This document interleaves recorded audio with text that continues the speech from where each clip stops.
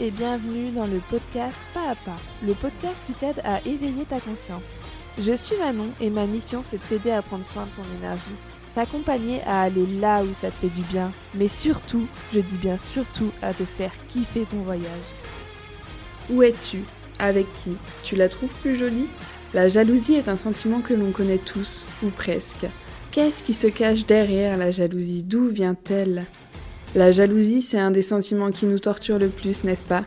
De tous les sentiments, c'est sans doute celui qu'on se dissimule le plus. Parce que la jalousie est mal jugée, parce que nous en avons honte, parce que nous n'osons pas nous interroger sur son fonctionnement, et pourtant elle a beaucoup à nous apprendre. C'est ce que nous allons voir dans ce tout nouvel épisode de Pas à Pas. Je te souhaite une belle écoute.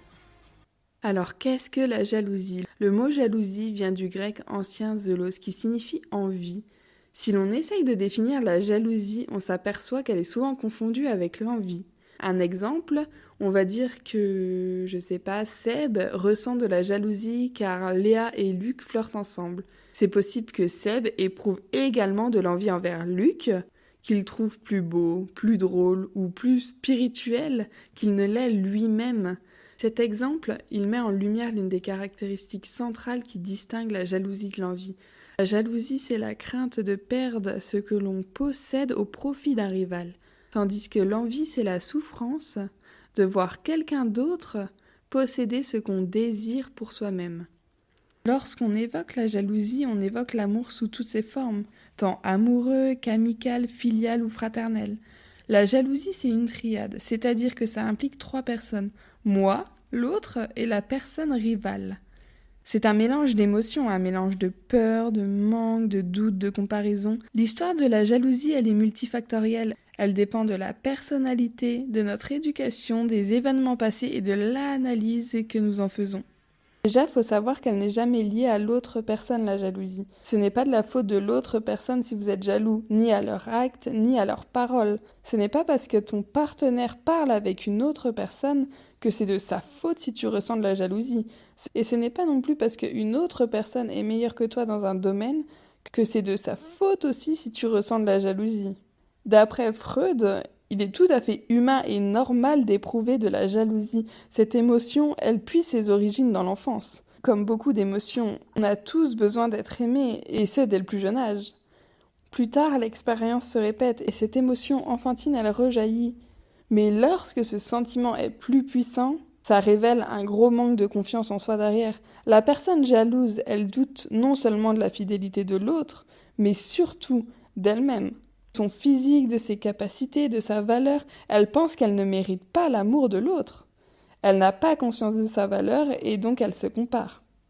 Si elle pense que sa valeur est conditionnée par son statut, par ses compétences ou par ce qu'elle possède, tout ce qui viendra remettre en question, ce sera perçu comme une attaque, une mise en danger de son identité.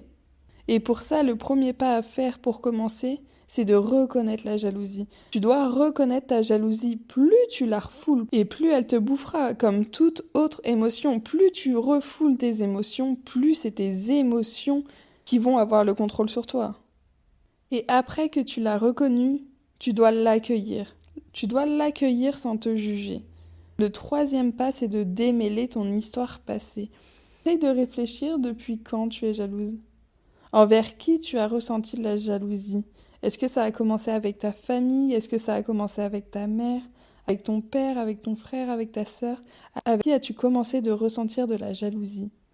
En allant fouiller dans tes racines que tu pourras avancer et comprendre pourquoi tu es comme ça aujourd'hui. Le 4e pas, c'est de te demander qu'est-ce qu'il y a derrière cette jalousie. Quelle partie de toi ça vient toucher? Qu'est-ce que tu ressens quand tu ressens de la jalousie? Est-ce que c'est de la peur, la peur que la nouvelle amie de ton copain, de ta copine ait plus de points communs qu'avec toi, et donc la peur que cette personne prenne ta place? Est-ce que c'est du doute parce que toi-même tu n'as pas confiance en toi, et donc en l'autre non plus? Est-ce que c'est de la comparaison parce que tu penses que elle ou lui a plus que toi, fait quelque chose de plus que toi? La prochaine fois que tu sens que tu ressens de la jalousie, essaye vraiment de te demander qu'est-ce qu'il y a derrière. Qu'est-ce que tu ressens derrière? Une émotion en cache souvent une autre. Tu sais, il faut que tu aies conscience que chaque relation est unique. Ce qui se passe entre deux personnes précises ne peut jamais se rejouer de la même manière. Dans le pire des cas, si l'autre personne te trompe, le problème ne vient pas de toi. Ça ne remet pas en cause ta valeur. Si elle te trompe, c'est elle qui se trompe. Donc voilà, on aura vu un peu dans cet épisode ce qu'est la jalousie, d'où elle vient, ce qui peut se cacher derrière. Et j'espère que ça pourra te permettre d'y voir plus clair. Parce que je sais à quel point moi-même ça peut être compliqué quand la jalousie nous envahit. Mais de savoir d'où ça vient et comment on peut travailler dessus, je pense que ça peut vraiment t'aider. C'est la fin du 7e épisode déjà de Pas à Pas. Si tu écoutes ce message, c'est que tu es resté jusqu'au bout, alors merci à toi. Si l'épisode t'a plu, n'hésite pas à le partager aux jaloux, aux jalouses autour de toi. Laisser une note ou un avis, ça m'aiderait beaucoup et ça permet au podcast de se faire connaître. Et cette semaine, j'aimerais remercier Sophie pour son petit message. Je viens de commencer à écouter celui-là, donc en parlant de l'épisode sur la dépendance affective. Il me représente beaucoup en ce moment et je me sens plus détendue et plus calme. C'est comme si tu mettais des mots sur ce que je pouvais ressentir. Je sens que je vais tous les écouter. Merci Sophie et merci à vous pour vos retours qui me sont très précieux. Je vous dis à la semaine prochaine pour un tout nouvel épisode de Pas à Pas. Je vous fais plein de bisous et surtout, prenez soin de vous.